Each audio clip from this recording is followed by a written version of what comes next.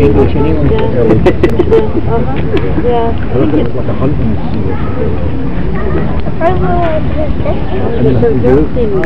It's from my Lord of Mar. I'll go check over here. All the Lords are known to be true friends of His Majesty, James Stewart, and therefore instructed to respond with all haste to the enclosed. By now our strength lies further south than when it was first written. So well, what you missed there. No, you said surname. What's that? Well, I left it off walking. What's that?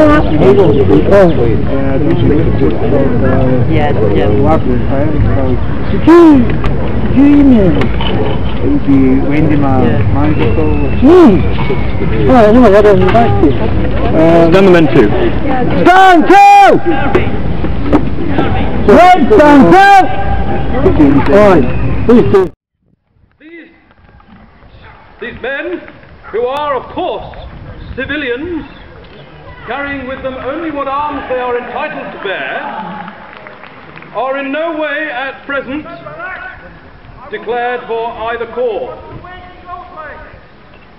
And yet you'll see from their deportment and their dress, many of them are from the Highland lands and have lately been detached from a force from Brigadier Mackintosh, which has crossed the force to encourage these parts to make some demonstration in the name of His Majesty. And so we must weigh up on the one hand the proximity of hostile forces in Edinburgh, Carlisle and Newcastle, and on the other hand the prospect of relief and support from the Highland men, and the assurances from our Lords of Derwentwater and others that soon all the counties of the north of England will also be in arms for His Majesty. I therefore am unprepared to read this document without further support. My lands, whether we march north to the Highland men and link up with the Earl of Mar, or whether we march south, link up with the forces in England, my lands will be stripped bare of all their principal men, left at the whim of Highland soldiers who might well be simply having in mind some plunder or other. My lord. Now, The word, please.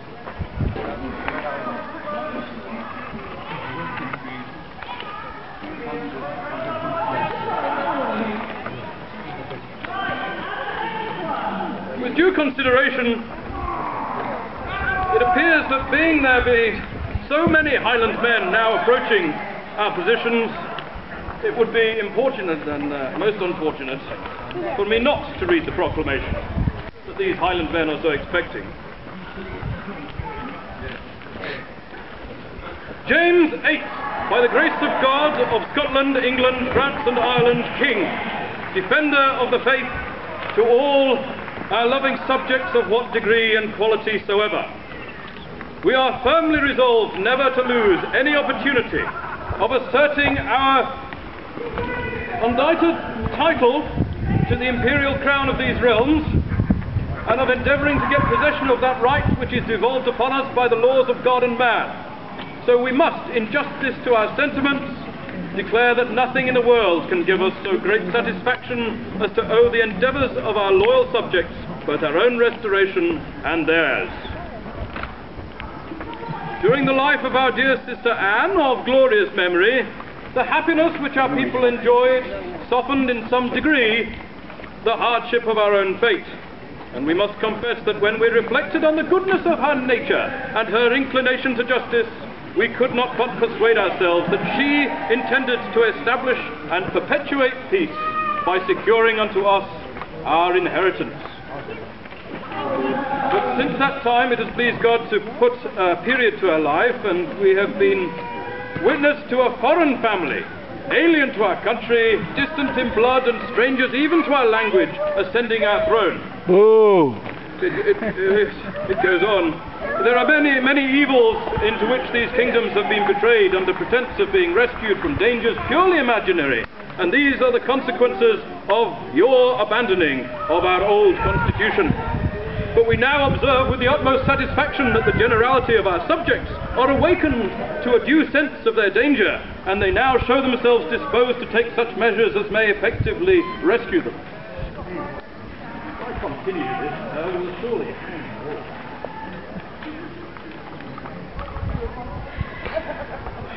He goes on to make promises. We will come to take our part in all dangers and difficulties to which any of our subjects, from the greatest down to the meanest, may be exposed to on this important occasion, in order to relieve our subjects of Scotland from the hardships under which they groan, and to restore our kingdom.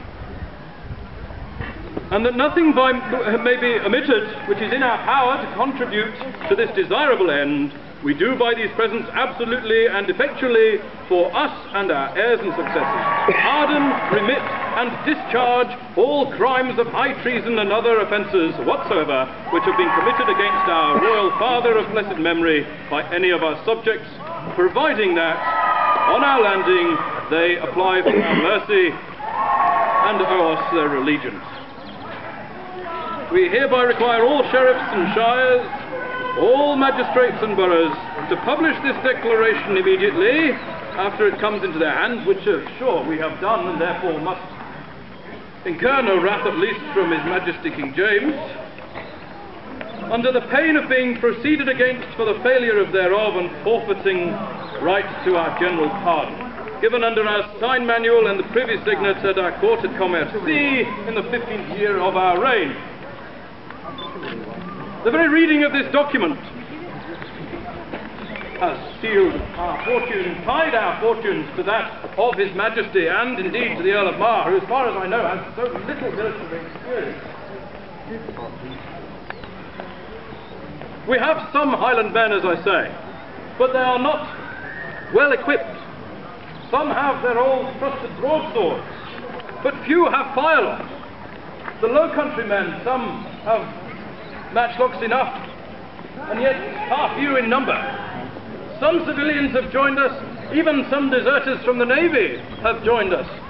But we are but poorly equipped and poorly staffed. We have no army to join, gentlemen, and yet we are on friendly territory. My Lord Traquair is, I am sure, bound up to this cause as much as we, so we might at least find some rest and recuperation here whilst we prepare for what we might do next.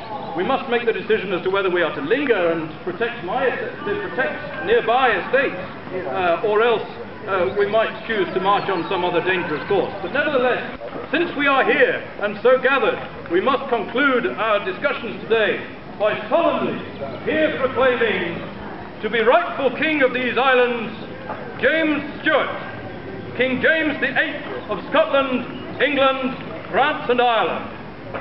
Ladies and gentlemen, God save the King!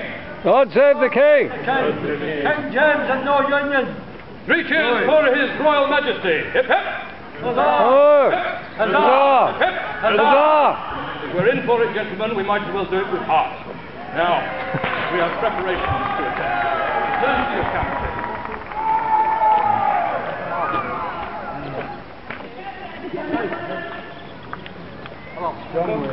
Yes, march on. God save us all. The garrison of the army of Argyll in Edinburgh, or else the forces who are assembling at Newcastle, or even those in garrison at Carlisle. Can we be sure of recruits here? Recruits here, well, you see the state of the way things lie. We have but small numbers of forces, and what men have come forward have not come forward with arms. And without arms, and without the possibility of gaining arms, and it seems that the attempt to take on Dumfries and gather the stand of arms collected there has been foiled by the fencibles that are assembled there and ready. Without arms, there is no point, I suspect, in raising many more forces in this immediate area. Hence, my Lord Mar's instructions for us to move out. But if we do so, we leave these lands wide open, and frankly, I don't suppose that's a risk we ought to take. Anybody of any other opinion?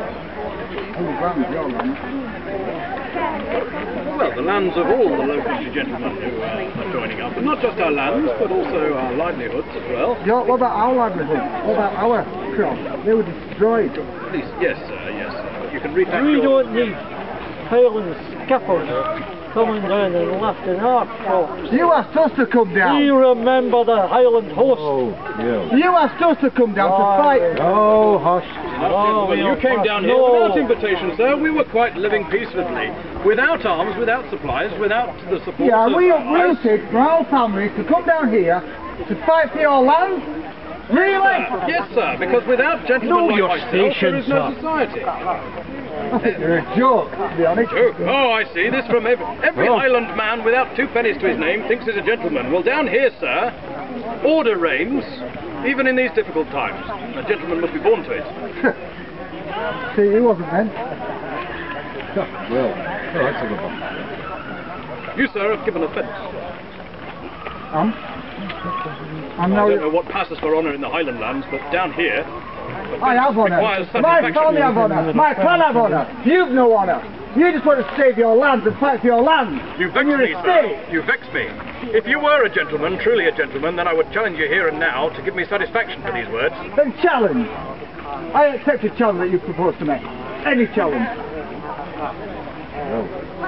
That's fine, put the work That certainly is. Damn you then, you rogue, we'll have it. Fine. With your swords, then, Fine. we'll take it to the cross. Even better. I think you're pretty close already.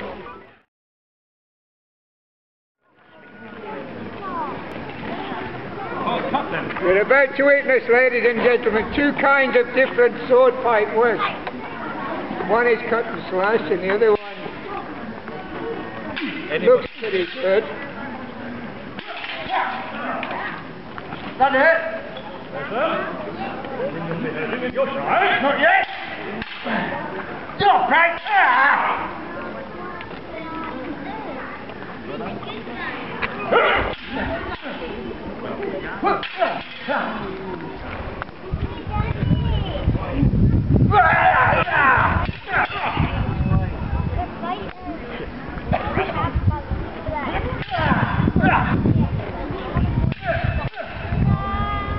See how the Highlander attacks all the time. These men on retreat. Where haven't you all the movement? Man fights like a butcher. The man is a butcher. Butcher energy. Butcher's many a Highlander.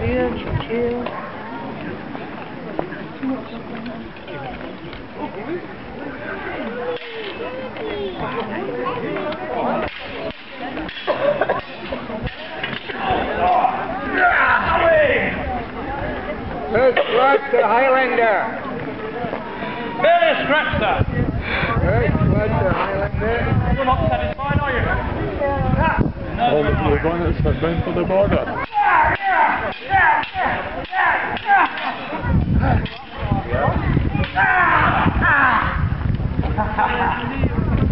Second blood to Lowland. Not call him a gentleman. Oh, Ready to yield? Hello, sir.